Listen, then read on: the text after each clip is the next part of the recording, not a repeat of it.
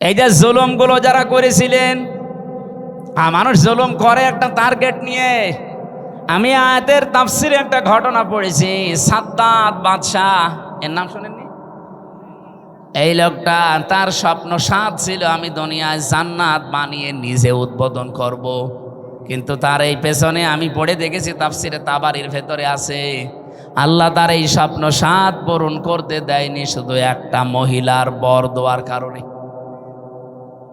ওই জামানার নবী যিনি ছিলেন হযরত হুদ আলাইহিস সালাম, তার কাছে জিজ্ঞাসা করে করেও জান্নাত বানিয়েছিল যে তোমার আল্লাহর বানানো জান্নাত আমার লাগবে না, আমি নিজে বানাবো। এখান থেকে একটা শিক্ষা আমি নিয়ে এসেছি, ভালো করে খেয়াল করবেন। 20 বছর ধরে ওর জান্নাত বানাচ্ছে, 22,000 শ্রমিক কাজে লাগিয়েছে। এলাকায় যত স্বর্ণ রূপা পাওয়া যায় সব নিয়ে আসতেছে বিভিন্ন জায়গা থেকে। পেয়াদাদেরকে পাঠিয়ে দেয়, যাও যেখানে যা সোনা রূপা পাও নিয়ে আসো, আমার জান্নাত বানাতে হবে। একটা মহিলা বিধবা, তার মা বাবা নেই, ইয়েতিম। বিয়ে হওয়ার কয়েকদিন পরে স্বামী মারা গেছে। তার কাছে স্বামীর দেওয়া 1 টুকরা স্বর্ণ ছিল। ও যে বলছে ওইটা দেওয়া লাগবে, বাদশার স্বপ্ন পূরণ করতে হবে। মেয়েটা বলেছে আমার এই শেষ সম্বল, এটা নেবেন না। বারবার নিষেধ করার পরও শোনে নাই। না, বাদশার স্বপ্ন সাদ, এ পূরণ করাই লাগবে। জোর করে যখন কেড়ে নিতে গেছে, মেয়েটা মাটির ভেতরে গড়াগড়ি দিয়ে কেঁদেছিল। তাফসিরে ফিজিল কি তাবারির মুফাসসির লিখেছেন, ওই দিন সঙ্গে সঙ্গে মেয়েটা বর্দ দিয়েছে, এই মাজলুম অবস্থায় আল্লাহ আমার জীবনের শেষ সম্বলটুকু যে কেড়ে নিল, তাকে তুমি স্বপ্ন পূরণ করতে দিও না। এ দোয়াটা কবুল হয়ে গেছে। এ লোকটা জান্নাত যেদিন উদ্বোধন হবে, এত সিকিউরিটি দেওয়া, একটা পিপিলিকা আসার মতো কায়দা নিয়ে এত সিকিউরিটি দেওয়া। হঠাৎ জান্নাতের মেন গেটে যাবার পরে দেখে একটা ফকির বসা। জিজ্ঞাসা করছে এখানে আসলে কি করে? ফকির ওখান থেকে বলে, বাদশাহ ঘোড়ার পিঠ থেকে একটু কানটা কাত করেন, আমার কিছু কথা আছে। বলে পরে, না এখনই বলবো। এখনই বলবো মানে কে তুমি? এত গরমে কথা বলো। ওপর থেকে যখন মাথাটা নিচের দিকে একটু দেওয়ার সিস্টেম ছিল, কান যেহেতু দিয়েছে, কানের কাছে মুখ নিয়ে বলে, আমি দুনিয়ার সাধারণ ফকির না, আমি ফেরেশতা আজরাইল। আল্লাহ আমাকে পাঠিয়েছেন এই মুহূর্তে তোমার জান কবজ করার জন্যে। আমি হাদিস পড়তে গিয়ে তাফসিরে পেয়েছি, পৃথিবীতে আজরাইল আলাইহিস সালাম মাত্র 2 বার কেঁদেছিলেন। যেই দিন থেকে উনি জান কবজ করা আরম্ভ করেছেন, ওই দিন থেকে শুধু আজ পর্যন্ত তিনি 2 বার কেঁদেছিলেন, তাছাড়া আজ পর্যন্ত তিনি কাঁদেননি। একবার এই সাদ্দাত নামে লোকটা যেদিন জন্ম নেয় সমুদ্রের ভেতরে, ওর মাকে ওই দিন হত্যা জান কবজ করেছিল ওই আজরাইল। পানির ভেতরে কাঠের ওপরে ভাসছিল এই ছেলেটা। আল্লাহ বলেছেন যাও মেয়েটাকে তুলে নিয়ে আসো। ওই দিন আজরাইল কেঁদে ফেলেছিল। আপনি চিন্তা করেন তো কি সিচুয়েশন ছিল যে আজরাইল পর্যন্ত কেঁদে ফেলেছে। আর একদিন কেঁদেছিল যেদিন এই জান্নাত উদ্বোধন করবে, এই সেই সাদ্দাত। এর বিশাল জীবনী লিখা আছে। আমার ঘটনা বলা উদ্দেশ্য না, আমার এখানে শিক্ষা দেওয়ার একটা উদ্দেশ্য। যেই দিন তিনি জান্নাত উদ্বোধন করবে, হযরতে আজরাইল বললেন না আমি আর সময় দিতে পারবো না। ও শেষ পর্যায়ে এটাও বলেছিল, ফেরেশতা আমাকে এতটুকু সময় দাও, আমি শুধু জান্নাতটা উদ্বোধন করে একটা চক্কর দিয়ে এসে আমার জানটা তুমি নিয়ে নিও। ফেরেশতা বলেছে না, আল্লাহর আদেশ, তোমাকে জান্নাত উদ্বোধন করতে দেওয়া হবে না।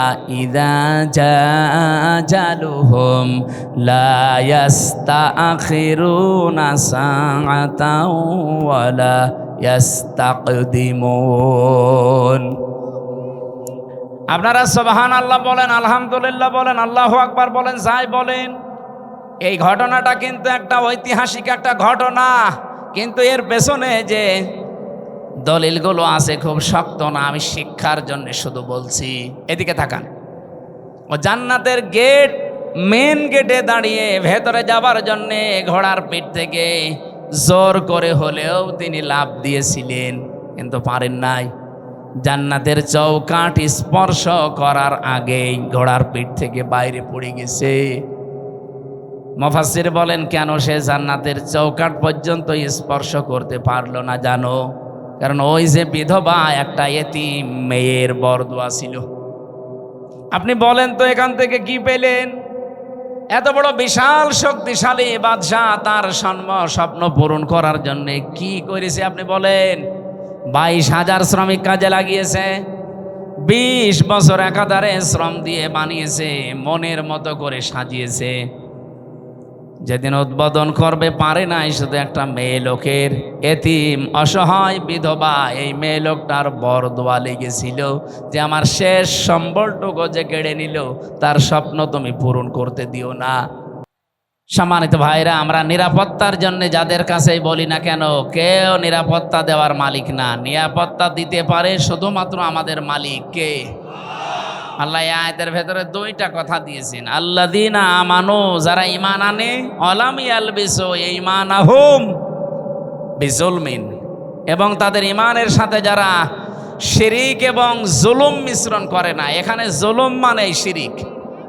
সুতরাং আমরা যদি নিরাপত্তা আল্লাহর কাছ থেকে পেতে চাই, আমাদের ঈমান যাই আছে ঈমানের সাথে যেন কোনো শিরিক, কোনো জুলুম মিশ্রণ না হয়।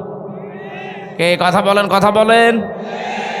আল্লাহ পাক বলেন এ পর্যন্ত বলে আমি শেষ করে দেইনি, এর পরেরটা বলার জন্য আমি এ পর্যন্ত বক্তব্য দিলাম।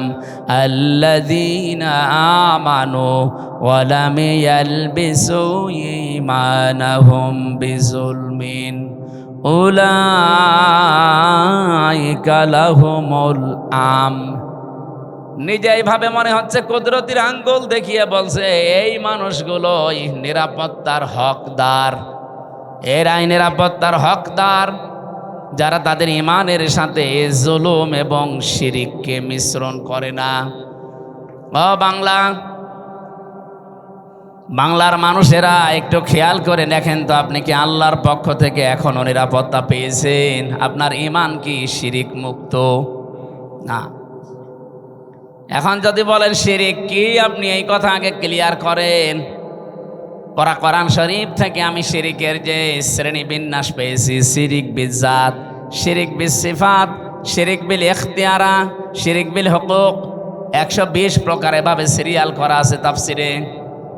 এক কথায় জবাব দিচ্ছি, সব বাদ দিয়ে দিলাম। আল্লাহ যেটা পারে ওইটা অন্য কেউ পারে, এই বিশ্বাস করার নাম শিরিক। কথা বোঝা গেছে না? আল্লাহ যেটা পারে ওইটা অন্য কেউ, বলেন বলেন। এই বাংলাদেশে বহু মানুষের মুসলমান নামের আগে মোহাম্মদ লেখে, নামের শেষে হুসাইন লেখে, কিন্তু মাঝখানের শব্দটা যাই হোক না কেন, ঈমান থাকার জন্যে যেটা দরকার ওইটা তার ভেতরে পাওয়া যায় না। আল্লাহ নিজে জানিয়ে দিলেন যে আমি যেটা পারি ওটা অন্য কেউ পারে না। কেউ যদি মনে করে না যে অন্য কেউ পারে, সে আর মুসলমান নেই, সে মুশরিক। এবার বলেন তো, আইন দিতে পারে কে? এটাকে আমি বানিয়ে বলছি, আলা লাহুল খালকু ওয়াল আমরু। এ পৃথিবী বানিয়েছি আমি, এখানে সিদ্ধান্ত চলবে আমি আল্লাহর। সুতরাং এই জায়গায় যদি কেউ হাত দিয়ে বলে যে না আমরাও পারি, এই যে নারী কমিশন যে 318 পৃষ্ঠার রিপোর্ট দিয়েছে, আমি পুরাটা পড়েছি। এখানে আমি কোরআনে কারিমের প্রায় 13টা আয়াতে ওরা ভুল ধরেছে, আর 26টা হাদিস ওরা অস্বীকার করেছে একেবারে ডাইরেক্ট। যেখানে কোরআনের একটা অক্ষর কেউ যদি অবিশ্বাস করে, সে অলরেডি বেঈমান হয়ে যায়। আর পুরাপুরি 13টা আয়াতই ওরা মানে না।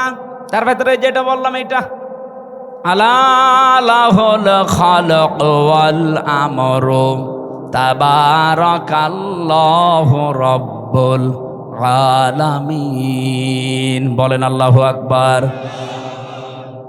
এটা সূরা আরাফের ভেতরে আছে 8 নাম্বার পারার 16 নাম্বার পৃষ্ঠার 12 নাম্বার লাইনে 54 নাম্বার আয়াতের শেষের দিকে আছে। আল্লাহ পাক বলেন সৃষ্টি আমার, আইনও চলবে আমার। সুতরাং ওরা এখন নিজেরা জানাচ্ছে দেহ আমার, সিদ্ধান্ত আমার। কি করে হয় এটা? দেহ আপনার কে বলেছে আপনাকে? আমার এই যে 33 বছর এখন বয়স, আমি 92 সালে জন্ম নিয়েছি। বলেন তো 91 সালের আগে হামজা নামে আমি কিছু ছিলাম? বলেন কি ছিলাম? হালাতা আলালে ইনসানি হিনুম মিনাদ দাহরি লাম ইয়াকুন শাইআম মাযকুরা। রব্বুল আলামিন বলেন, আমার নামেই মনে করেন আল্লাহ আয়াতটা দিয়েছেন হামজা। 33 বছর এখন চলে তোমার, 34 বছর আগে তুমি তো উল্লেখ করার মতো কিছু ছিলে না। আমার নাম ছিল না, ঠিকানা ছিল না, পরিচয়ও ছিল না। কুষ্টিয়া জেলার সদর থানার হালসায় আমার বাড়ি, এটা ছিল কারণ আমার মা বাবার বিয়েই হয়েছে 34 বছর আগে। ও নওগাঁবাসী যারা এই রিপোর্ট দিয়েছেন, এই আয়াত অনুযায়ী অলরেডি তারা আল্লাহর সাথে শিরিক করে মুশরিক হয়ে গেছে। তওবা যদি এরা না করে আর এদের যদি কেউ সমর্থন জানায়, এদের জীবনেও ক্ষমতা হতো না। এদের পেছনে কোনো রাঘব বোয়াল কাজ করছে। আপনি কি বাস্তবতা বোঝেন? ভারতে কোরআনের 26টা আয়াতের বিপক্ষে ওরা কেস দিয়েছে কোর্টে। ভারতে কলকাতার কোর্টে ওরা কেস দিয়েছে কোরআনের 26টা আয়াতের বিরুদ্ধে, যে এইগুলো দুনিয়ার কোরআন থেকে তুলে দেওয়া লাগবে। এর কিছুদিন পরেই দেখেন এখন অলরেডি নারী সংস্কারের নাম নিয়ে, কমিশনের নাম নিয়ে 13টা আয়াত এখন বাতিল করার আহ্বান জানাচ্ছে, যেগুলো চলবে না। কোরআনের 13টা আয়াত না বাংলাদেশে একজন মুসলমানও যদি বেঁচে থাকে, একটা অক্ষরও আমরা তুলতে দেব না। কে এ বিষয়ে আপনারা একমত নেই?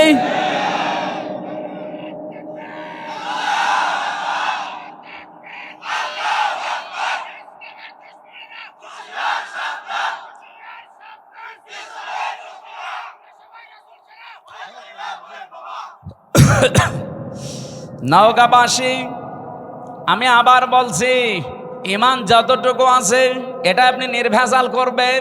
আমি আবার বলছি, বারবার রিপিট করতাম না। নবীজিও মাঝে মাঝে গুরুত্বপূর্ণ কথা হলে 3 বার বলতেন, আর যেটার কোনো গুরুত্ব নেই তিনি জীবনে একবারও বলেননি। আমার যে দীর্ঘ একটা হাদিস পড়েছিলাম, এর ব্যাখ্যায় 7টা আছে, আমরা এর ভেতরে একটা পয়েন্ট এটা আছে, যদি তুমি এই পৃথিবীতে অনর্থক কথাবার্তার, অনর্থক কাজ থেকে নিজেকে বাঁচিয়ে রাখতে পারো, মহান আল্লাহ তোমার জন্য 2টা নিয়ামত বরাদ্দ করে দেবে। আমরা যাব সামনে ওইদিকে। তাহলে এখান থেকে যে বলতে চাই, আল্লাহ যেটা পারে ওইটা অন্য কেউ। আবার বলেন, আল্লাহ যেটা পারে অন্য কেউ। সন্তান দিতে পারে শুধুমাত্র পীর সাহেব। কে? আপনাদের এই নওগাঁ জেলায় এই যে মান্দা, কয়েকদিন আগে এসেছিলাম, যে বাড়িতে বসলাম, ওই বাড়িওয়ালার 2টা ছেলে, আর একটা আছে পেটে 6 মাস, ছন করে দেখছে ওইটাও ছেলে হবে। পানি নিয়ে এসে বলছে, হুজুর এমন পানি পড়বেন যেন এবার মেয়ে হয়। মনে হচ্ছে আমি ডাউনলোড করে নিয়ে এসেছি। আর বগুড়া গাবতলী তারেক জিয়া সাহেবের গ্রামে একবার গিয়েছিলাম গত বছর। এক লোক এসে বলছে, হুজুরে আপেল পড়িয়ে দিন। আমি সূরা ফাতিহা পড়ে ফু দিলাম। আমার কানের কাছে মুখ নিয়ে বলছে, এমন আপেল পড়বেন যেন এবার ছেলে হয়। কেন? আমার বারবার মেয়ে হয়, তো এই জন্য আপনারা দিয়ে আমি আপেল পড়াচ্ছি। আপেল দিলাম ফেলে। আপেল কই? ফেলে দিস। আরে ভাই, আপেল পড়ে যদি ছেলে হইতো আমার 3টা মেয়ে হইতো না? ম্যাডামেরও শুধু আপেল খাওয়াতো। কি বিশ্বাস দেখেছেন হুজুরের উপরে?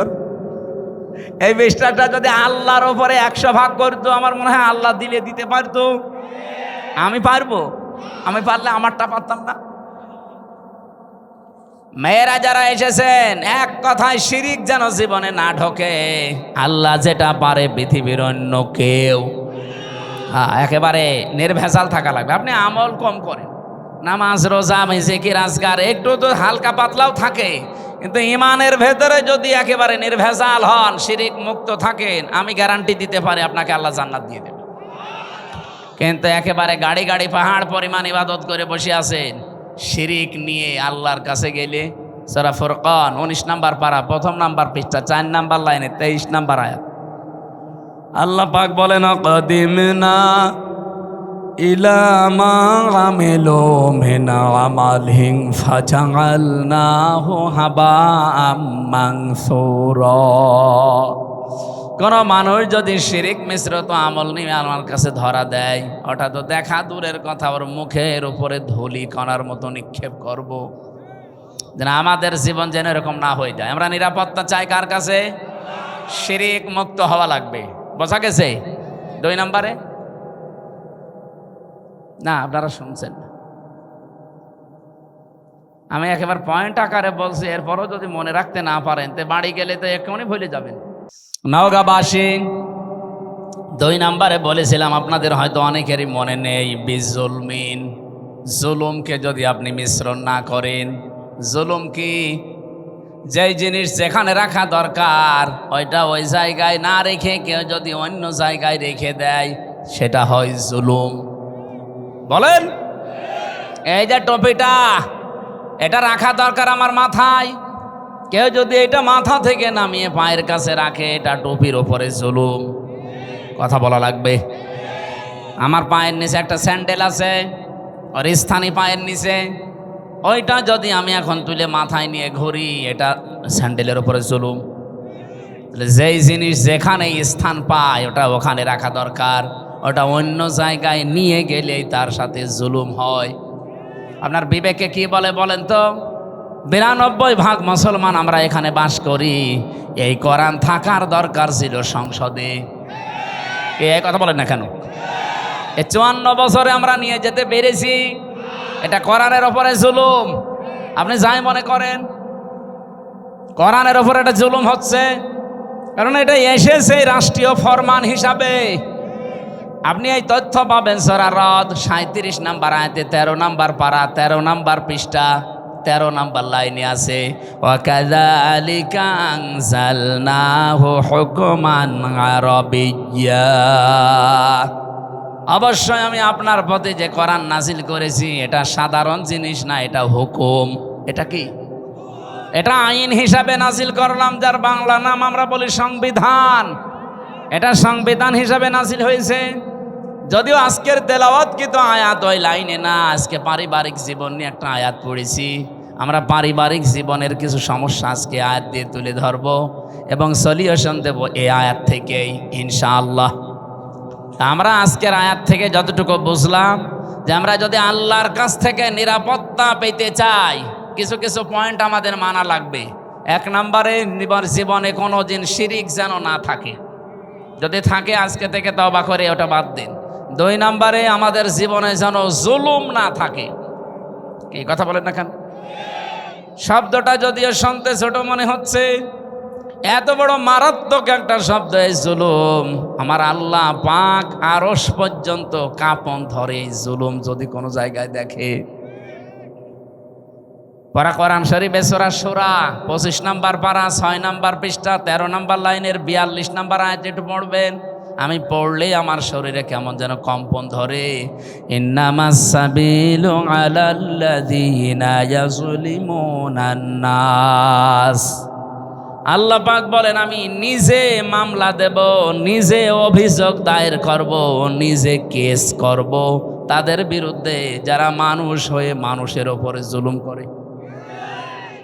যারা ভিকটিম আছেন এখানে বলেন তো আয়াত অনুযায়ী বাংলাদেশে এই 15.5 বছরে আমরা অনেকেই বসে আছি যারা মানুষ হয়ে মানুষের ওপরে জুলুম করেছে।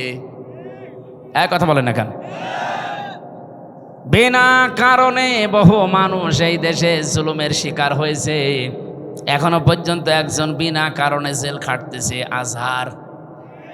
আপনাদের পাশের বিভাগ রংপুরের মানুষ এটিএম আজহারুল ইসলাম। আমার তো বারবার বলতে ইচ্ছে হয়, এই 15.5 বছরে যত রাজনৈতিক মামলা হাসিনার দলের লোক দিয়েছে সবগুলো বেকসুর খালাস দেওয়া দরকার। আমার ভাইরা, আমি চাই ম্যাডামকে 6 বছর না, ওনার তো একদিনও জেলে রাখা জুলুম হয়েছে। কারণ ওনার যে মামলা দিয়েছিলেন পুরাটা বানোয়াট। আপনি এতিমের মাল আত্মসাৎ করায় এই মামলা দিয়েছেন যেই টাকার জন্যে, ওই টাকা আরো 7 গুণ বৃদ্ধি হয়েছে। ওনারে আরো পুরস্কার দেওয়ার দরকার ছিল। কিন্তু যারা টাকা পাচার করেছে তাদের এখন আপনি কি করবেন বলেন?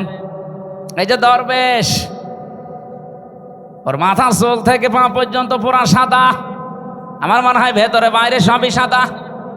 এ কথা বলছে না কেন? 36,000 কোটি টাকা চুরি করিস 7টা ব্যাংক থেকে। জীবনে আপনি কোনোদিন যদি গণনা করতে দেওয়া হয় আপনার হাত ব্যথা হয়ে যাবে, এক জীবনে গুনেও শেষ করতে পারবেন না। 36 কোটি টাকা না, 36,000 কোটি টাকা। একজনে যদি এত টাকা চুরি করে, ম্যাডাম খালেদার 2 কোটির জন্য যদি 6 বছর জেল হয়, এই লোকের জেল হওয়া দরকার কিয়ামত পর্যন্ত। আর হাসিনার ছোট বোন এ আল্লাহর ওলি, এই রূপপুর পারমাণবিক কেন্দ্র থেকে 76,000 কোটি টাকা শুধু একজন নিয়েছে, আর বাকিগুলো তো বাদই দিলাম। এ দেশটা যেভাবে ফোকলা করে ফেলেছেন, শান্তিতে তো নেই। এই যে বাইরে কয়েকদিন আগে সিঙ্গাপুরে ছিলাম, মালয়েশিয়া ছিলাম, এই শয়তানরা সব এখন যে সমস্ত দেশে থাকে ওখানে বানিয়েছে সাহেব পাড়া, কিন্তু থাকতে পারে না, থাকে সব হোটেলে। মালয়েশিয়া যে হোটেলে উঠলাম, সিঙ্গাপুরে যে হোটেলে উঠলাম, নিচে নেমে দেখি 2 জন চা খাচ্ছে। কি গো? হুজুর আমরা আগেই পালিয়েছি। পালালেন কেন? আপনার না 620টা বাড়ি, ওই যে চট্টগ্রামের ওইটার ভূমি মন্ত্রী ছিল, 620টা বাড়ি বানিয়েছে শয়তান। একটা বাড়িতেও থাকতে পারে না, এখন থাকে হোটেলে, তাও চুরি করে। হুজুর দোয়া করবেন, তখন দোয়া বের হয়। আর ভালো লোকের কাছে দোয়া চেয়েছে। আমার মনে হয় এই 9 মাস যদি থাকতো আরো 200 বাড়ি বানাইতো। এক কথা বলেন না কেন? সব দর বাবার টাকায় বানাইতো। বলেন বলেন। এই জুলুম যা করেছেন, জুলুমের এখন আল্লাহ নিজে শোধ নিচ্ছেন আপনাদের উপরে। আলা তাহসাবান্নাল্লাহা গাফিলান আম্মা ইয়ামালুজ জালিমুন। সূরা ইব্রাহিমের 42 নম্বর আয়াতের প্রথম অংশে আছে 13 নম্বর পারা 19 নম্বর পৃষ্ঠা 12 নম্বর লাইনে আছে। আল্লাহ পাক বলেন, হে নবী আপনি কি মনে করেন যে আমি জালেমদের কোনো খবর রাখি না? কে বলেছে? যে যেখানে যাররা পরিমাণ জুলুম করে দুনিয়ার কোনো কিছু খেয়াল না থাকলে আমার ওইটা খেয়াল থাকে। আমি আমার একেবারে নজরে রাখি, জুলুমটা দেখলে আমি আল্লাহ নিজে। কারণ মাজলুমের বরদুয়ার আমার মাঝে কোনো পর্দা নেই, হিসাব নেই, ও শুধু বলতে দেরি, পৌঁছাতে দেরি হয় না। হাদিসে কুদসি এটা, ইত্তাকি দাওয়াতাল মাজলুম ফাইন্নাহা লাইসা বাইনাহু ওয়া বাইনাল্লাহি হিজাব। হে পৃথিবীর মানুষেরা, মজলুমের বরদুয়া থেকে বেঁচে থাকবা, কারণ মাজলুমের বরদুয়া আর আল্লাহর ভেতরে কোনো হিজাব পর্দা থাকে না। আমি রিমান্ডে আমার আগে ছাত্র দলের এক ভাইকে নিয়ে গেল। এই যে জুলুম আমি নিজে দেখেছি, রিমান্ডের নামে যে টর্চার করেছিল এই শয়তানগুলো আমাদের উপরে, এটা আমি বসতে পারি না কেন? 11 ঘন্টা আমারে টাঙিয়ে রেখেছে চোখ বেঁধে মাজায় দড়ি দিয়ে। এরপর থেকে আমারে মাজাও ব্যথা, পিঠেও ব্যথা। বসতে গেলে শক্ত জিনিসে বসলে 10 মিনিটের ভেতরে ব্যথা শুরু হয়। আমার আগে ওনার পাশের রুম থেকে সেল থেকে নিয়ে গেল, চোখ বেঁধে কালো কাপড় দিয়ে, পেছনে ডান্ডা বেড়ি, হ্যান্ডকাপ লাগিয়ে ডান্ডা বেড়ি দিয়ে আস্তে আস্তে টেনে নিয়ে যাচ্ছে। ভালো মানুষ নিয়ে গেল, আসার সময় দেখি ও মা ও বাবা বলে চিল্লাচ্ছে। আসার পরে দেখি এইগুলো একটাও নখ নেই, শুধু সাদা লাগছে। সাদা এমনি হয়নি, এই হাত এভাবে চেয়ারের সাথে বেঁধে দেয়। আমারে দেখিয়েছিল ওই যে নখ যেগুলো দিয়ে তোলে, আমারে বলছে হুজুর আমরা এটা দিয়ে নখ তুলি। হাতের সাথে ক্লিপ লাগিয়ে দেয়, গলার সাথে একটা বেড লাগিয়ে দেয় চেয়ারে, আপনি নড়তে পারবেন না। শুধু একটা মাত্র টিপ দেবে, 1 মিনিটে আপনি 120 বার ঘুরবেন। এমন সিস্টেম করা আছে, ওই মেশিনটা শুধু হাতে আর পায়ের সাথে লাগাবে। এগুলো জেলা থানা শহরে না, এগুলো পাওয়া যায় বিভাগীয় শহরে, এবং বিশেষ করে কাউন্টার টেররিজমে ডিবি অফিসের নিচতলায় মাটির নিচে যে ঘর আছে, আপনার বিশ্বাস যদি এখন মনে হয় নেই, এগুলো আমি নিজে দেখেছি রিমান্ডে থাকাকালীন। এই একটা শুধু টিপ মারে, এক টিপে আপনার নখ যতগুলো আছে সব খসে চলে আসে। আরে ভাই, নখ খসে গেলে ছেড়ে দে না, ওর ওপর আবার লবণ ছিটিয়ে দেয়। ছাত্র দলের ওই ভাইয়ের এই যে নখগুলো যে সাদা সাদা এমনি না, নখ তুলে নেওয়ার পরে ওর উপরে ওই মোল্লা সল্ট সাদা ধবধবে লবণ ওটা ছিটিয়ে দিয়েছে, তখন সাদা লাগছে। এই জন্যই তো এরকম চিৎকার মারছিল। আমার যে অফিসার নিয়েছিল সঞ্জয় দত্ত হিন্দু, এ বেটা বলছিল আমি নিজে শিবিরের যে সাবেক কেন্দ্রীয় সভাপতি দেলাওয়ার, এই ঠাকুরগাঁও বাড়ি, ওরে আমরা ফুটবলের মতো লাথিয়েছি, ওর হাতের পায়ের নখ সব তুলে নিয়েছে। এই যে জুলুমগুলো যারা করেছিলেন, মানুষ জুলুম করে একটা টার্গেট নিয়ে। আমি আয়াতের তাফসিরে একটা ঘটনা পড়েছি, সাদ্দাত বাদশাহ, এর নাম শুনেননি? এই লোকটা, তার স্বপ্ন সাদ ছিল আমি দুনিয়ায় জান্নাত বানিয়ে নিজে উদ্বোধন করব। কিন্তু তার এই পেছনে আমি পড়ে দেখেছি তাফসিরে তাবারির ভেতরে আছে, আল্লাহ তার এই স্বপ্ন সাদ পূরণ করতে দেয়নি শুধু একটা মহিলার বর দেওয়ার কারণে। ওই জামানার নবী যিনি ছিলেন হযরত হুদ আলাইহিস সালাম, তার কাছে জিজ্ঞাসা করে করে ও জান্নাত বানিয়েছিল যে তোমার আল্লাহর বানানো জান্নাত আমার লাগবে না, আমি নিজে বানাবো। এখান থেকে একটা শিক্ষা আমি নিয়ে এসেছি, ভালো করে খেয়াল করবেন। 20 বছর ধরে ওর জান্নাত বানাচ্ছে, 22,000 শ্রমিক কাজে লাগিয়েছে, এলাকায় যত স্বর্ণ রূপা পাওয়া যায় সব নিয়ে আসতেছে বিভিন্ন জায়গা থেকে, পেয়াদাদেরকে পাঠিয়ে দেয়, যাও যেখানে যা সোনা রূপা পাও নিয়ে আস, আমার জান্নাত বানাতে হবে। একটা মহিলা বিধবা, তার মা বাবা নেই, ইয়েতিম, বিয়ে হওয়ার কয়েকদিন পরে স্বামী মারা গেছে, তার কাছে স্বামীর দেওয়া 1 টুকরা স্বর্ণ ছিল, ও যে বলছে ওইটা দেওয়া লাগবে, বাদশার স্বপ্ন পূরণ করতে হবে। মেয়েটা বলেছে আমার এই শেষ সম্বল এটা নেবেন না, বারবার নিষেধ করার পরও শোনে নাই, না বাদশার স্বপ্ন সাদ এ পূরণ করাই লাগবে। জোর করে যখন কেড়ে নিতে গেছে, মেয়েটা মাটির ভেতরে গড়াগড়ি দিয়ে কেঁদেছিল। তাফসিরে ফিজিল কি তাবারির মুফাসসির লিখেছেন, ওই দিন সঙ্গে সঙ্গে মেয়েটা বর্দ দিয়েছে, এই মাজলুম অবস্থায় আল্লাহ আমার জীবনের শেষ সম্বলটুকু যে কেড়ে নিল, তাকে তুমি স্বপ্ন পূরণ করতে দিও না। এ দোয়াটা কবুল হয়ে গেছে। এ লোকটা জান্নাত যেদিন উদ্বোধন হবে, এত সিকিউরিটি দেওয়া, একটা পিপিলিকা আসার মতো কায়দা নিয়ে এত সিকিউরিটি দেওয়া, হঠাৎ জান্নাতের মেন গেটে যাবার পরে দেখে একটা ফকির বসা। জিজ্ঞাসা করছে এখানে আসলে কি করে? ফকির ওখান থেকে বলে, বাদশাহ ঘোড়ার পিঠ থেকে একটু কানটা কাত করেন, আমার কিছু কথা আছে। বলে পরে না, এখনই বলবো। এখনই বলবো মানে কে তুমি? এত গরমে কথা বলো। ওপর থেকে যখন মাথাটা নিচের দিকে একটু দেওয়ার সিস্টেম ছিল, কান যেহেতু দিয়েছে, কানের কাছে মুখ নিয়ে বলে, আমি দুনিয়ার সাধারণ ফকির না, আমি ফেরেশতা আজরাইল। আল্লাহ আমাকে পাঠিয়েছেন এই মুহূর্তে তোমার জান কবজ করার জন্যে। আমি হাদিস পড়তে গিয়ে তাফসিরে পেয়েছি, পৃথিবীতে আজরাইল আলাইহিস সালাম মাত্র 2 বার কেঁদেছিলেন। যেই দিন থেকে উনি জান কবজ করা আরম্ভ করেছেন, ওই দিন থেকে শুধু আজ পর্যন্ত তিনি 2 বার কেঁদেছিলেন, তাছাড়া আজ পর্যন্ত তিনি কাঁদেননি। একবার এই সাদ্দাত নামে লোকটা যেদিন জন্ম নেয় সমুদ্রের ভেতরে, ওর মাকে ওই দিন হত্যা জান কবজ করেছিল ওই আজরাইল। পানির ভেতরে কাঠের ওপরে ভাসছিল এই ছেলেটা। আল্লাহ বলেছেন যাও মেয়েটাকে তুলে নিয়ে আসো। ওই দিন আজরাইল কেঁদে ফেলেছিল। আপনি চিন্তা করেন তো কি সিচুয়েশন ছিল যে আজরাইল পর্যন্ত কেঁদে ফেলেছে। আর একদিন কেঁদেছিল যেদিন এই জান্নাত উদ্বোধন করবে, এই সেই সাদ্দাত। এর বিশাল জীবনী লিখা আছে। আমার ঘটনা বলা উদ্দেশ্য না, আমার এখানে শিক্ষা দেওয়ার একটা উদ্দেশ্য। যেই দিন তিনি জান্নাত উদ্বোধন করবে, হযরতে আজরাইল বললেন না আমি আর সময় দিতে পারবো না।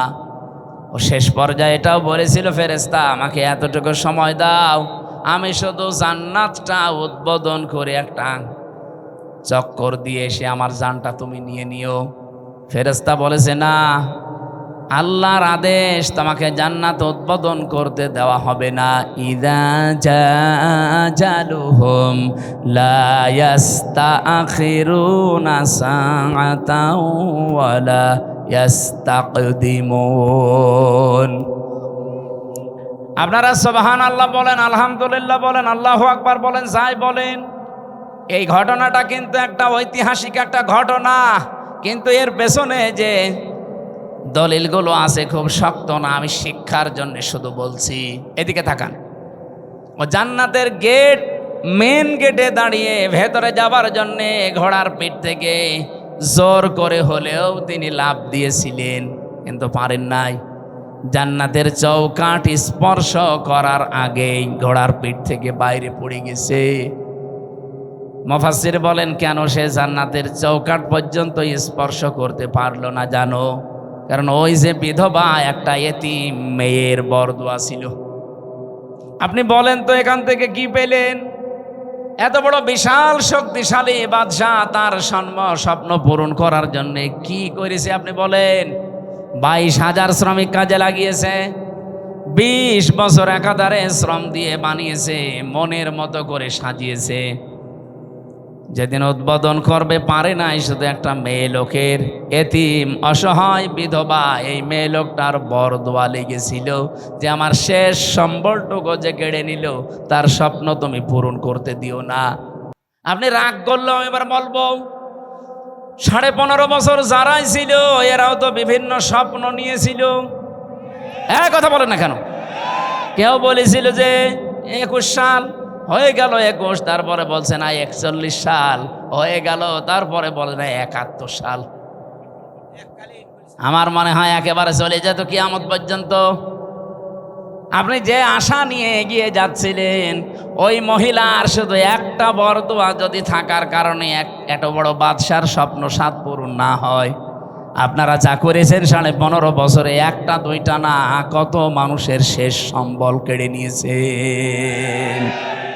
আপনি নিজের থেকে বলেন, সিলেটের ইলিয়াস আলী আজ পর্যন্ত পাওয়া গেল না লোকটারে। কি সম্বল ছিল সিলেটের জন্যে, সঠিক কথা বলতো আমি দেখেছি। ভারতের আধিপত্য এই উগ্রপন্থী যারা এদের বিরুদ্ধে বজ্রকণ্ঠ ছিল লোকটার, কিন্তু তাকে আজ পর্যন্ত পাওয়া গেল না। তার পরিবারের তার ছোট্ট মেয়েটা আমি দেখেছিলাম ওই দিন হাসিনার কাছে যেদিন যায় বলে আমার বাবাকে ফিরিয়ে দেন, কি মায়া কান্না করছিল যে না আমি দেখতেছি, অথচ ওই সময় তারে মেরে ফেলেছে। এত বড় নাটক আপনি করলেন। আমি ওই দিন ওনার চোখে পানি দেখিনি, কিন্তু সান্ত্বনা দেওয়া দেখেছি। আগস্টের 5 তারিখে ওনার চোখে আমি পানি দেখেছি। আমার এই ছোট্ট জীবনে ওনার দিকে আমি যতবার তাকিয়েছি এই একবার শুধু কান্না দেখলাম। এর আগে জীবনেও কোনোদিন কে দিয়েছে বলে আমি দেখিনি, শুধু একটু কান্নার ভান করিস।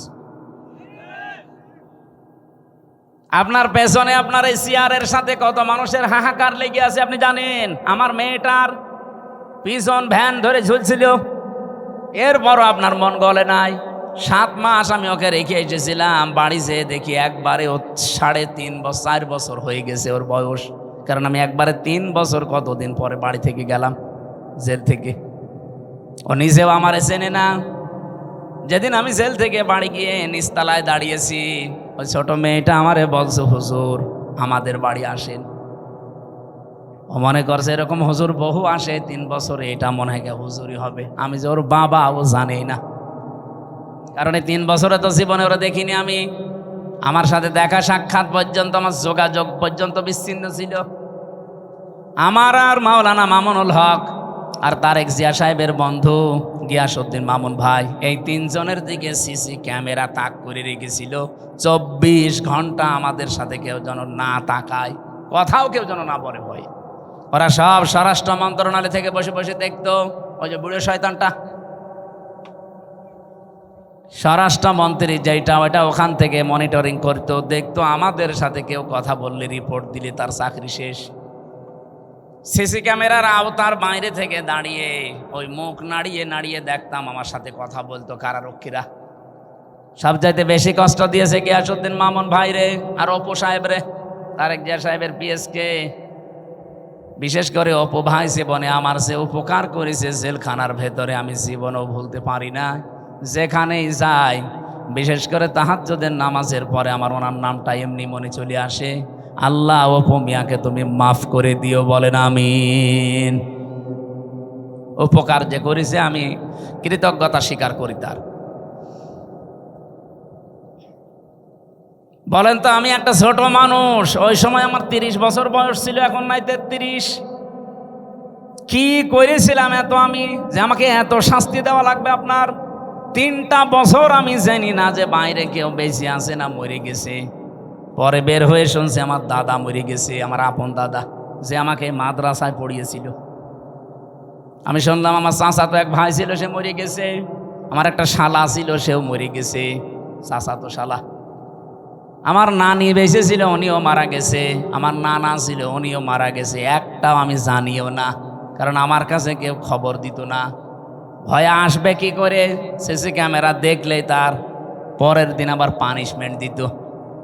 ওই দূর থেকে মুখ নাড়িয়ে হাতের ইশারায় বলতো যে আপনার অমুকে অমুক। মানে আমি বুঝতাম যে হয়তো কেউ মরে গেছে আজকে। নিজেকে আপনি এই জায়গায় একটু দাঁড় করিয়ে বলেন তো, কি কড়াকড়ি করতো আমার সাথে? এই জুলুমটা করে আপনি কি পেলেন? এখন তো নিজেই দেশান্তরিত হয়ে বসে আছেন। কি কথা বলছেন না কেন? জুলুম করবেন না কারো উপরে, এটা আল্লাহ জীবনও সহ্য করে না। এত বড় নিকৃষ্ট একটা জিনিস, এত বড় বাদশার শুধু একটা মাজলুমের বরদোয়ার কারণে তার জান্নাত উদ্বোধন করা দূরের কথা, চৌকাঠে আল্লাহ পা দিতে দেয়নি। আর আপনি বিশাল স্বপ্ন সাদ নিয়ে বসে আছেন এত বড় বড় জুলুম করে। কত মানুষকে আয়না ঘরে রেখে তার জীবন শেষ করে দিয়েছেন। রিমান্ডে আমার যে মাটির নিচে নিয়েছিল যে ঘরে, ওরা নিজেরাই বলতো যে পাশ দিয়ে যেটা দেখতে পাচ্ছেন এই ড্রেন, এর ভেতরে কত মানুষকে আমরা কারেন্টের শক দিয়ে মাছের খাবার বানিয়ে দিই। এরকম অবস্থায় আপনি কি দিক দ্বারা ঠিক থাকবে আপনার?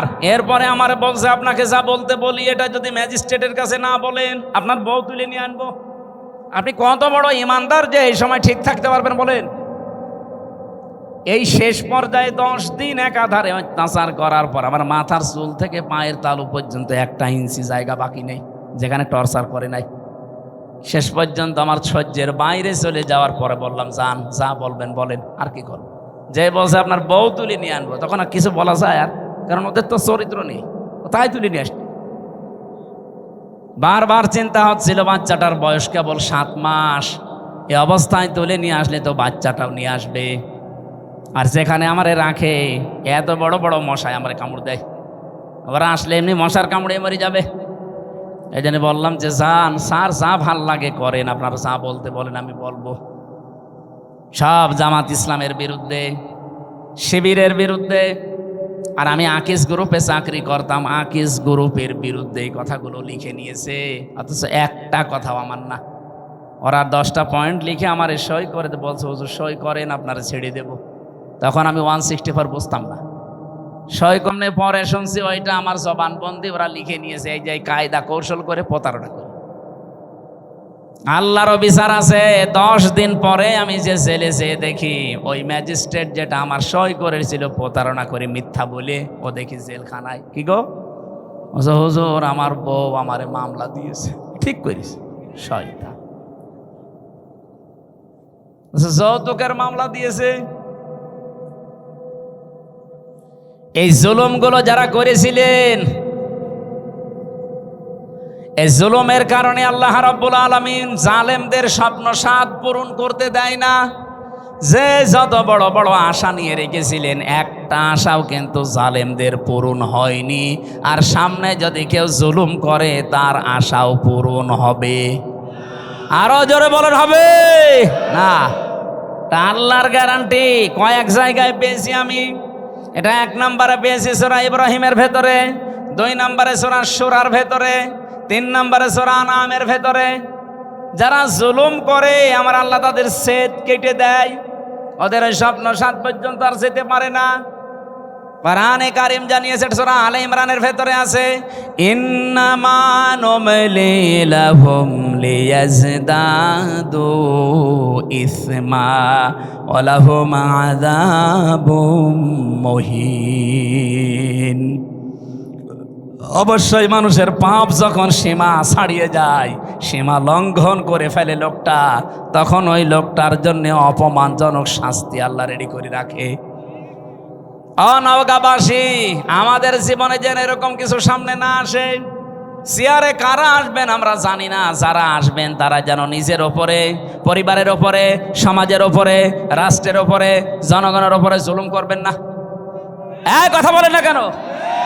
বারবার বলছি, আহ্বান জানিয়ে, এটা রেকর্ড হচ্ছে, সারা দেশ চলছে। যারা আসবে জুলুম করবেন না। 15 বছরের শিকড় যদি কেটে ফেলতে পারে আল্লাহ, 5 বছর যদি জুলুম করেন না, 5 বছর পরে আপনার বাড়ি ঘরও কিন্তু এই জালেমদের মতো শ্মশান হয়ে যাবে। আপনি দেখেন জালেমদের বাড়ি ঘরের দিকে তাকিয়ে, সব এখন ওজাড় গৃহ পড়ে আছে, জনশূন্য, কেউ আর ওর কাজ দিয়েও যায় না। সেটা আমি কিশোরগঞ্জ থেকে আসার সময় ড্রাইভারকে বললাম, এই বাড়ির সামনে একটু দাঁড়ান, ওখানে উপরে লেখা দেখছি, ওই সাইনবোর্ডটা আছে, কেন্দ্রীয় কার্যালয়, জেলা কার্যালয়। আমি নাম নিলাম না, বললাম এখানে দাঁড়ান তো একটু দেখি। ভেতরে একটু তাকিয়ে দেখি 4-5 জন প্রসাব করছে, কেউ এদিকে, কেউ এদিকে, কেউ এদিকে। মনে আছে জামাতবদ্ধ টয়লেট চলছে। অথচ আগস্টের 5 তারিখের আগে এই বাড়িটা কত জমজমাট ছিল, এই অফিসটা। এই কথা বলছেন এখানে। ওর পাশে নাকি টর্চার সেলও বানিয়ে রেখেছিল, ওদের বিরুদ্ধে কেউ গেলে তাকে টর্চার পর্যন্ত করতো ওই জায়গায়। অথচ আজ নীরব হয়ে পড়ে আছে, এখন পায়খানা হয়ে গেছে। আজকে আসার সময় কে যেন বলছিল, কেন্দ্রীয় কার্যালয় যেটা ওই জালেমদের, ওইটাও নাকি এখন টয়লেট হয়ে গেছে। ওটা এখন নাকি জেনার কারখানা। রাতের বেলা গিয়ে নারী পুরুষ ওখানে নাকি অনেকে জেনা করে। বলেন নাউজুবিল্লাহ। কোরআনে কারিমে আছে, কোন জায়গায় যদি জুলুম হয় ওই জায়গা পর্যন্ত আল্লাহ অভিশপ্ত করে দেয়। এই জন্য আমরা আবার বলছি, ভাই জীবনে আর যাই করেন যেন জুলুম করবেন না। আল্লাহ রাব্বুল আলামিন এই পৃথিবীতে যত জায়গায় জুলুম করা নিষেধ করেছেন, তার অন্যতম এখানে একটা জায়গা আছে। সূরা আলে ইমরানের 14 নম্বর আয়াত, রাব্বুল আলামিন বলেন, এদিকে তাকিয়ে থাকবেন, প্রথমে 7টা জিনিসের নাম পাবেন, এরপরে 3টা জিনিস আমার আল্লাহ পুরস্কার ঘোষণা দিয়েছেন। এই পুরস্কার পাওয়ার জন্য আমার আল্লাহ 7টা গুণ আমাদেরকে অর্জন করার আহ্বান জানিয়েছেন। এই 14, 15, 16, 17 এই নাম্বার আয়াতগুলো থেকে এখন আমি তাফসির করছি। সূরা আলে ইমরান, যুজ্জিনা লিন-নাসি হুব্বুশ শাহাওয়াতি মিনান নিসাই ওয়াল বানিন। আল্লাহ পাক বলেন, আমি শোভন করে দিয়েছি, আকর্ষণীয় করে দিয়েছি, আমি লোভনীয় বস্তু বানিয়ে দিয়েছি, আসক্তি তৈরি করে দিয়েছি এই পৃথিবীতে 7টা জিনিসের উপরে। তার 1 নম্বরে নারী। 1 নাম্বার কি? এই জন্য দুনিয়ায় এই জায়গায় খুব সেন্সিটিভ থাকা লাগবে। মেয়েদের প্রতি আকর্ষণ, মেয়েদের প্রতি আসক্তি, তাদের প্রতি ভালোবাসা, লোভ, চিত্রাকর্ষণ, এগুলো আল্লাহ বানিয়ে দিয়েছেন। এই জায়গাতে খুব সেন্সিটিভ থাকা লাগবে আমাদের। বিশেষ করে এখন যে তথ্য প্রযুক্তির যুগ চলছে, মোবাইলে যারা কথা বলেন বিভিন্ন জায়গায়, ইমোতে বলেন, হোয়াটসঅ্যাপে বলেন, মেসেঞ্জারে বলেন, আর যাই বলেন না কেন খুব সাবধানে কথা বলবেন, কারণ আপনার প্রতিটা কথা কিন্তু রেকর্ড করা হচ্ছে। এই কথা বলছেন, আপনি হয়তো টের পাচ্ছেন না যে না এটা আমার কে ধরবে মানে আমি রিমান্ডে আমার শুনিয়েছিল। কোথায়? আমার ম্যাডামের সাথে, আমার মায়ের সাথে। সাতক্ষীরা থেকে একজন কল দিয়ে কি বলেছে ওটা দেখি রিমান্ডে 2য় দিন আমার শোনায়। কি গো, ওদের কাছে এমন উন্নত মেশিন ওরা ইসরায়েল থেকে নিয়ে এসেছিল, ওরা যারা ট্যাগ করে তারা একেবারে নারী নক্ষত্র পর্যন্ত বের করে। আপনি একটা মিথ্যা কথা বলবেন, জীবনেও ছাড় পাবেন না। ও পরের দিন আবার ওটা দেখাবে। এই যে যারা পরকীয়া প্রেমী আছেন, নিজের স্ত্রী বাদ দিয়ে অন্যের সাথে যাদের লাইন আছে, আপনি দেখবেন যদি ব্রেকআপ হয়ে যায়, ওই মহিলা যদি ওইটা রেকর্ড করে রাখে, তারপরে আপনার দেশে চলাফেরা করা, সংসারে তখন অশান্তির শেষ থাকবে না। এরকম কোন লাইনে কেউ আছেন কিনা? যদি থাকেন একটু হাত তুলে দেখান, আল্লাহ আপনাকে দেখি। হ্যাঁ ছেলে, আহা খুব আরাম লাগছে তোমার।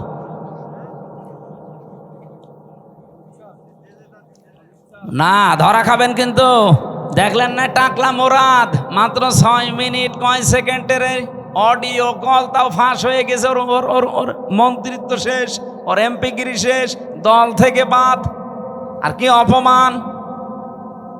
অত 6 মিনিট কয় সেকেন্ড না, এরকম হাজার হাজার মিনিট আমাদের এখন রেকর্ড হয়ে আছে। আমাদের এগুলো যদি আমার আল্লাহ ফাঁস করে দেয় কি হবে আপনি টের পাচ্ছেন? এগুলো তো আমি পারি না ভাই, এটার জন্য নিয়ে আসতে হবে আলাদা বক্তা নিয়ে আসতে পারেন এগুলোর জন্য। যাদের এই যে রাত 10:30 পর্যন্ত কথা বলালেন, কি করলো তোরা? হ্যাঁ, ওর মাল মানে ও গামছা। তো এখন আমি আয়াত শুরু করছি, এটা দিলে হবে মানুষ তো? হ্যাঁ,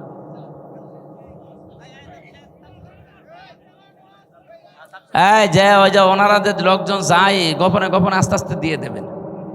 আমরা কোরআনে এই আয়াতটা শেষ করব না?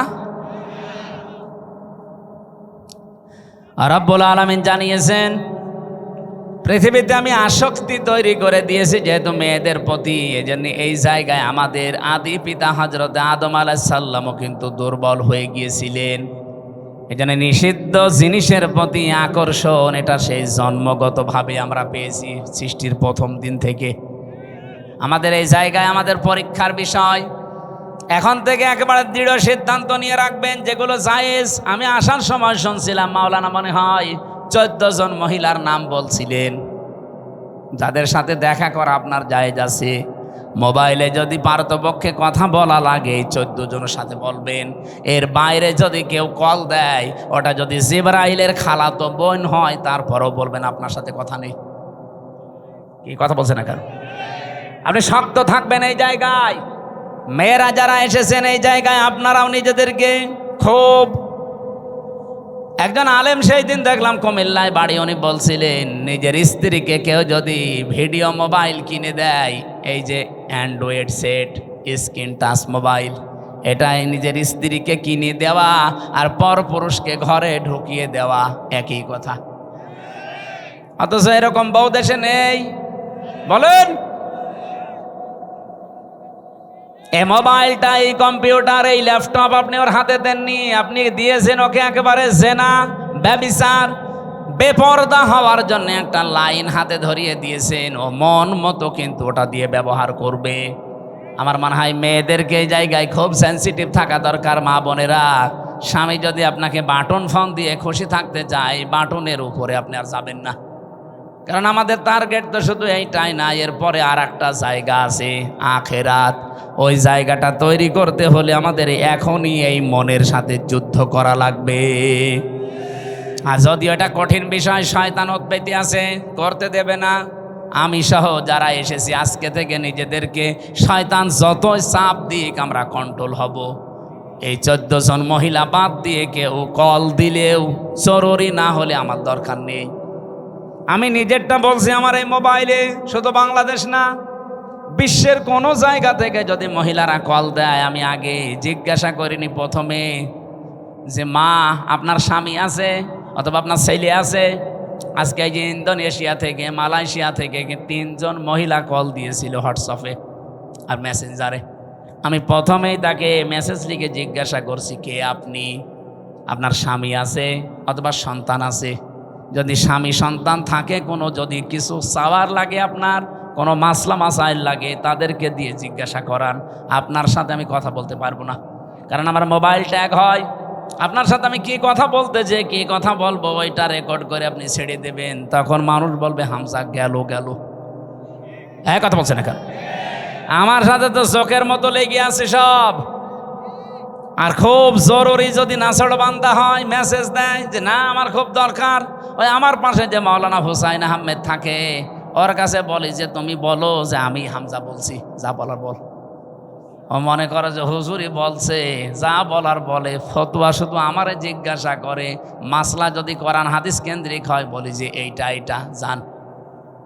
আজকে সকাল 11টায় এসেছে ভারত, বসিরহাট থেকে 2 জন স্বামী আর স্ত্রী। ওরা যদিও বলছিল যে হুজুর বিষয়টা গোপন রাখবেন, আমি শিক্ষার জন্য বলছি। ওই লোকটা তার দ্বিতীয় বউ নিয়ে এসেছে।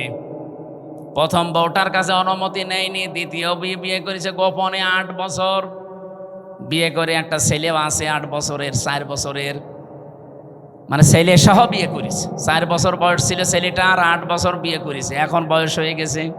নিয়ে আসার পরে বড় বউ রাখছে, না এই বউ যদি থাকে আমি তোমার ভাত খাবো না, এই বউ ভাত দেওয়াই লাগবে। এটা আমাদের বাংলাদেশ, ভারত, পাকিস্তান এই সমস্ত দেশে একটু সমস্যা।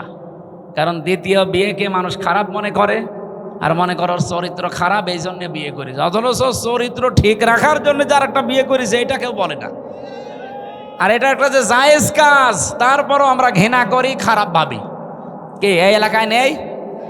যত ভালো বউ নিয়ে বাস করেন আর একটা বিয়ে করে দেখেন গোপনে, আপনার 14 গোষ্ঠী উদ্ধার করবে। অথচ এটা যে একটা জায়েজ কাজ, আল্লাহর নির্ধারিত বিধান। এই যে নারী কমিশন যে রিপোর্টগুলো দিয়েছে তার ভেতরে এইটা একটা। তারা বলছে না, বিয়ে যে পুরুষেরা একাধিক বিয়ে করে এটা মহিলাদের প্রতি বৈষম্য। এক মহিলাও 4টে বিয়ে করবে। এক মহিলা 4টা বিয়ে করলে যদি সন্তান হয় কোন বাপের পরিচয় দেবে? এই কথা বলছে না কেন? ওরা যে রিপোর্টগুলো দিয়েছে একটাও মানুষের রিপোর্ট না, আমার মনে হয় সবগুলো মেয়াদ উত্তীর্ণ গাঁজা খেয়ে রিপোর্ট দিয়েছে। কারণ মেয়াদ আলা গাঁজা খেলে মানুষ এ কথা বলে না। আমার কুষ্টিয়ার লালনের মাজারে তো মানুষ গাঁজা খায় দেখি, ওরা মেয়াদ আলা গাঁজা খায়, এই জন্য ওরা এত বেশি উল্টাপাল্টা বকে না। আর এই মহিলাগুলো সব মেয়াদ উত্তীর্ণ গাঁজা খেয়েছে, এই জন্য কোরআনে কারিমের ওপরে হাত দিয়ে তারা ভুল ধরছে। উনি আমারে বলছিল, আমার বউ, ছোট বউটা আমি সাথে করে নিয়ে এসেছি আজকে। আমি বললাম নিচে বসান। ওই যে 2 জন ছিল আমার সাথে। কি মাসলা জিজ্ঞাসা করতে চান বলেন?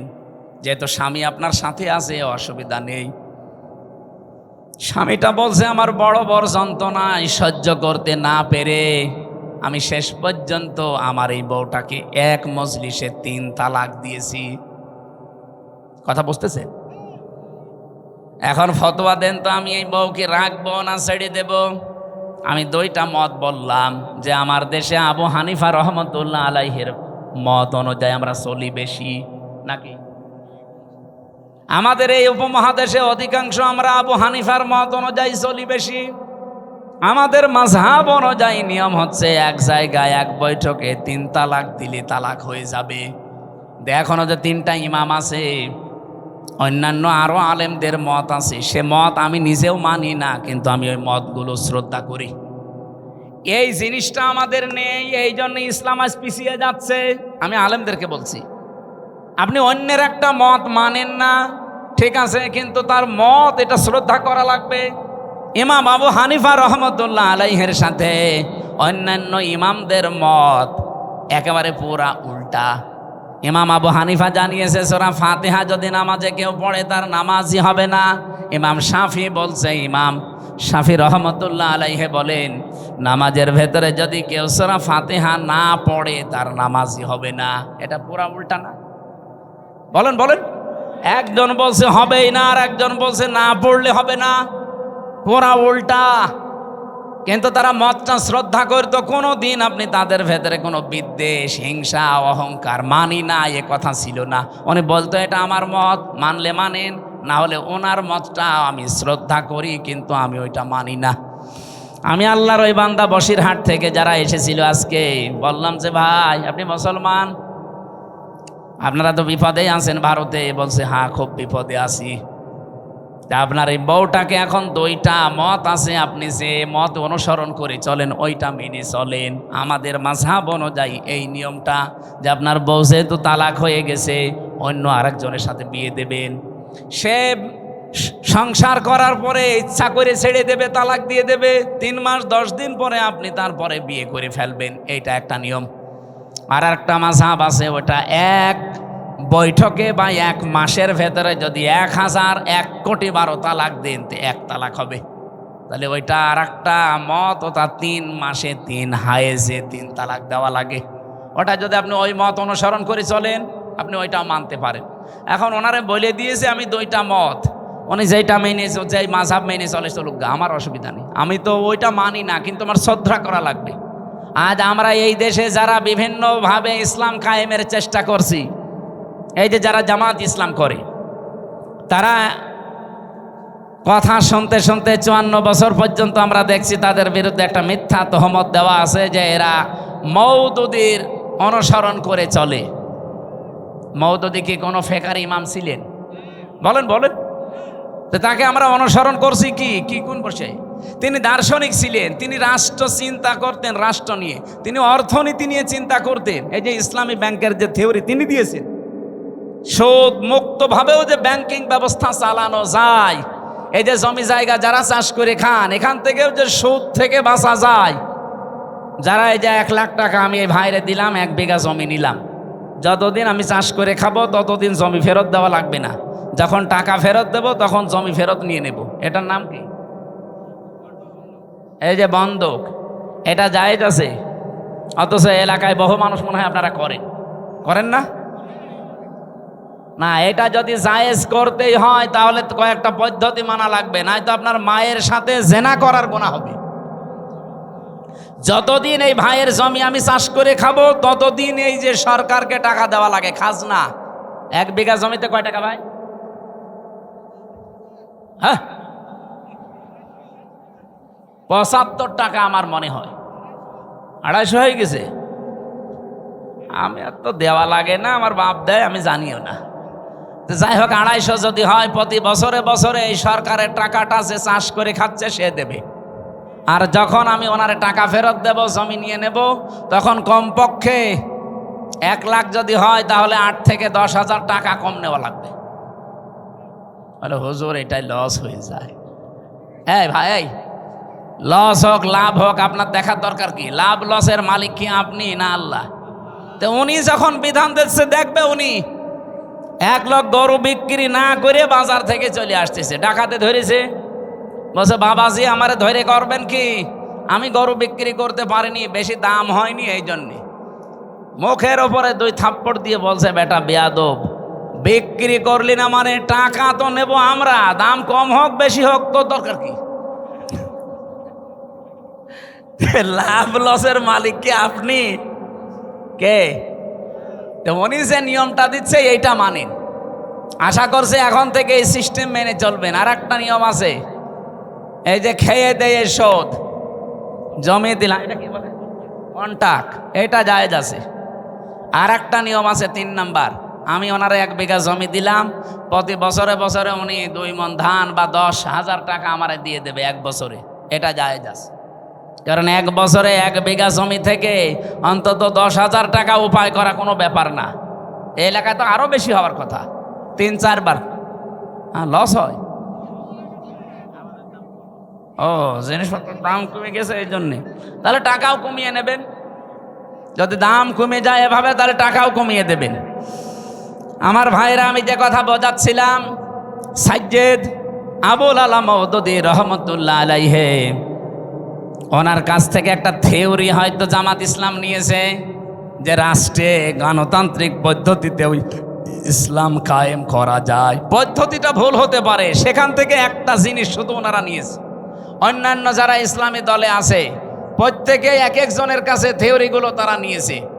তা আমাদের সবার মূল তো এক থাকা দরকার যে আমি অন্যের মত মানি না, কিন্তু তার মতটাকে শ্রদ্ধা করা লাগবে। এই জিনিস যতদিন বাংলাদেশের মানুষের ভেতরে না আসবে, এই দেশের দিন কায়েম হওয়া সম্ভব না। এই ছোটখাটো বিষয় নিয়ে মত পার্থক্য তৈরি হয়ে যাবে। এই জন্যে মানুষ যে এক জায়গায় হবে কি নিয়ে কি দিয়ে, সেই কথা সূরা আলে ইমরানের 64 নম্বর আয়াতে আল্লাহ ঘোষণা দিয়েছেন, কুল তাআলাউ কুল ইয়া আহলাল কিতাবি তাআলাউ ইলা কালিমাতিন সাওয়াইম বাইনানা ওয়া বাইনাকুম আল্লা না'বুদা ইল্লাল্লাহ। আমার ওইদিকে বিষয় না, আমি একটা ট্রাস্ট দিলাম। মেয়েদেরকে আল্লাহ যেহেতু আকর্ষণীয় করে বানিয়েছে, লোভনীয়, এর প্রতি একটা আসক্তি বানিয়ে দিয়েছে, এই জন্য আমাদের এই জায়গায় খুব সেন্সিটিভ থাকা লাগবে, সতর্ক থাকা লাগবে এদের বিষয়ে। মেয়ে লোককে আমার আল্লাহ পরীক্ষার সবচাইতে বড় বস্তু বানিয়েছে। শয়তান এদেরকে জাল হিসাবে ব্যবহার করে রাস্তায় নিয়ে আসে। এই জন্যে মেয়ে লোক যখন বাড়ি থেকে বাইরে আসবে, সাজগোজ করে পারফিউম দিয়ে সেন্ট মেখে বাইরে আসা মেয়ে লোকের জন্য জায়েজ নেই, হারাম। বলেন নাউজুবিল্লাহ। সম্মানিত মা বোনেরা, আপনার সাজগজ, সেন্ট, পারফিউম এগুলো ব্যবহার করার জন্য আপনার উপযুক্ত জায়গা আপনার স্বামীর বেড। এই বিছানা শুধু বাইরে আপনি এগুলো করতে পারবেন না, যেহেতু আপনাকে শয়তানের জাল হিসাবে শয়তান ব্যবহার করবে। নবীজি জানিয়েছেন, আমরা আজকে থেকে সতর্ক হয়ে যাব এই জায়গা থেকে, যে আমরা কোনো দিন যেন নিজের মেয়েকে, বউকে, নিজের ফুফুকে, মাকে, শাশুড়িকে, খালাকে বেপরদা করে রাস্তাঘাটে ছেড়ে না দেই। আয়াতের তাফসিরে লিখেছে, একজন মহিলা যদি বেপরদায় চলার কারণে জাহান্নামী হয়ে যায়, কমপক্ষে 4 জন পুরুষ সাথে করে নিয়ে যাবে। বলেন নাউজুবিল্লাহ। 1 নম্বরে তার বাবাকে ধরবে, বলবে গার্জিয়ান ছিলে তুমি, আমাকে কন্ট্রোল করনি। 2 নম্বরে তার বড় ভাইকে ধরবে। 3 নম্বরে তার ছেলে বড় স্বামীকে ধরবে। 4 নম্বরে তার বড় ছেলেকে ধরবে। নওগাঁবাসী একটু নিজের দিকে তাকিয়ে বলেন, হয় আপনি কারো বাবা হবেন, নাই কারো বড় ভাই হবেন, নাই কারো স্বামী হবেন, নাই কারো ছেলে হবেন।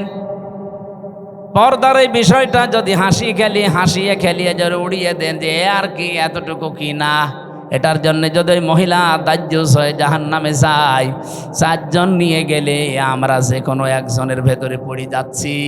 আল্লাহ আমাদের হেফাজত করুন। মেয়েদেরকে যে মর্যাদা সম্মান পর্দার মাধ্যমে দিয়েছেন, আল্লাহ এটা বজায় রাখার তৌফিক দান করুন। বলেন আমিন।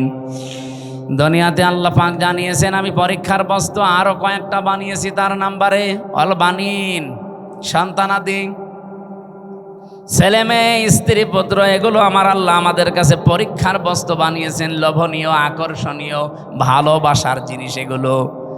এগুলোর পেছনে ফিরতে যে, চলতে যে আমার বিশাল আখেরাতের জীবন যেন আমি নষ্ট করে না ফেলি। সূরা মুনাফিকের ভেতরে আল্লাহ আমাদের জন্য ওয়াজ করেছেন, ইয়া আইয়ুহাল্লাযীনা আমানু লা তুলহিকুম আমওয়ালুকুম ওয়ালা আওলাদুকুম আন যিকিরিল্লাহ ওয়া মান ইয়াফআল যালিকা ফাউলাইকা হুমুল খাসিরুন। ওহে যারা ঈমানের দাবি করো, কখনো তোমাদের সন্তান আদি আর সম্পদ আদি এগুলো যেন আল্লাহর জিকির, আল্লাহর আইন, আল্লাহর বিধান থেকে তোমাদের গাফেল করে না দেয়। যদি এরকম কেউ করে থাকো, আমি আল্লাহ বলছি সে জীবনে ক্ষতিগ্রস্ত হয়ে যাবে। বলেন নাউজুবিল্লাহ। এ ওয়াজটা আমার নিজের জন্যই মনে করেন। আজকে থেকে আমি নিজেই সংশোধন হয়ে চলবো। যত মহব্বতের জিনিস সন্তান হোক, তার পেছনে পড়ে আল্লাহর বিধান নামাজ, তার পেছনে পড়ে আল্লাহর বিধান রোজা, তার পেছনে পড়ে আল্লাহর বিধান যাকাত, এগুলো যেন আমি লঙ্ঘন না করি, নষ্ট না করি। আল্লাহ আমাকে নিজে এবং যারা এখানে শুনছি প্রত্যেককে আমল করার তৌফিক দেন। বলেন আমিন। এরপরে আল্লাহ কোরআনে দিয়েছেন, আল কানাতিরিল মুকান্তরাতি মিনাজ যাহাবি ওয়াল ফিদ্দাতি ওয়াল খাইলিল মুসাওয়ামাতি ওয়াল আনআমি ওয়াল হারস। এই পৃথিবীতে পঞ্জীবিত সোনা, পঞ্জীবিত রূপা, ব্যবসার মাল এবং ভালো ভালো বাড়ি গাড়ি, শস্য ক্ষেত, এগুলোর প্রতি মহব্বত, ভালোবাসা, আকর্ষণ, আসক্তি আমি আল্লাহ তৈরি করে দিয়েছি। কিন্তু দুনিয়ায় সব এগুলো ভোগের বস্তু। যালিকা মাতাউল হায়াতিদ দুনিয়া আল্লাহু ইনদাহু হুসনুল মাব। আমি আল্লাহর কাছে উত্তম কিছু আছে যেগুলোর খবর এখনো তোমরা জানো না। সে কথাটা জানাতে আল্লাহ এখানে 3টা বৈশিষ্ট্যের কথা আমাদের জানিয়েছেন। কুল আউনাব্বিউকুম বিখাইরিম মিন যালিকুম লিল্লাযীনা তাকাউ ইনদা রাব্বিহিম জান্নাত তাজরি মিন তাহতিহাল আনহারু খালিদিনা ফিহা ওয়া আজওয়াজুম মুতাহহারাতুন ওয়া রিদওয়ানুম মিনাল্লাহ আল্লাহু বাসীরুম বিল ইবাদ। নবী আপনি বলুন, আমি কি তোমাদেরকে এমন উত্তম কিছু বিষয়াদি জানাবো, সেগুলো কি যারা তাকওয়া অবলম্বন করে, আল্লাহকে না দেখে ভয় করে চলার নীতি, এগুলো নিয়ে দুনিয়ার জীবন চালাতে থাকবে, চোখ বন্ধ হয়ে গেলে এদের রবের কাছে বাগান তৈরি করা আছে, যার তলদেশ দিয়ে নদী আর নহর প্রবাহমান, চিরকাল সেখানে থাকবে, কেউ তাকে বের করে দেবে না। ওয়াজওয়াজুম মুতাহহারা, পবিত্র স্ত্রী আল্লাহ তাদের জন্য সেখানে রেডি করে রেখেছেন। রিদওয়ানুম মিনাল্লাহ, সবচাইতে বড় বিষয় আল্লাহ নিজে তাদের উপরে সব সময় খুশি থাকবেন। বলেন সুবহানাল্লাহ। আল্লাহু বাসীরুম বিল ইবাদ, আল্লাহ পাক বলেন আমার বান্দাদের প্রতি আমি খুব সূক্ষ্ম দৃষ্টি রেখে চলি। এই জন্য আমাদের প্রতি আমরা যাই করি, ইন্নাল্লাহা খাবীরুম বিমা তা'মালুন, যা করছি সব একজন দেখতে পাচ্ছে। এই দৃঢ়তা, এই বিশ্বাস যত বেশি যার ভেতরে বদ্ধমূল হবে, তৈরি হবে বিশ্বাসটা, ওর জীবন তত পরিচ্ছন্ন হবে। আমি সহ প্রত্যেকের জীবনে আয়াতগুলো আল্লাহ অনুধাবন করে মেনে চলার তৌফিক দিন আপনাদের।